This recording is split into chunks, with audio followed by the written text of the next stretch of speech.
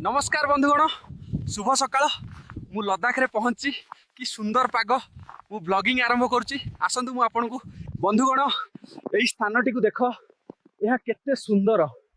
यही विशाल पर्वत मान बंधुगण एबे लद्दाख रे बहुत तुषारपात होईची पछरे थिबा एही आश्चर्यजनक दृश्य देखंतु कोमल रो उच्च देखंतु एही समस्त बाइक राइडर करचंती एवं ब्लॉगिंग तयारी करचंती केते मजादार सर दीदी तुमे केउठारु आछो मु दिल्ली रु दीदी तुमे केउठु आछो मु पुरी रु आछि बंधुगण एही स्थानटी बहुत सुंदर एवं लद्दाख रा ई लग्जरी होटल टी बहुत सुंदर देखा होची जहा लागुची आज राती रे एठारे मते रहिया को पड़िबो फाइनली हमें होटल सामना रे पहुंचलु देख बंधुगण लोक माने एठारे निया जाली निजुको सेकुचंती हेलो मैडम आपण केउठारु आछो मु पारिकुद रु आछि तुमको एठी केमती लागुची मते एठारे बहुत भल लागुची मैडम आपण मो सहित चा पिया को आसीबे कि ओह मु निश्चित जीवी चलो जीवा चलो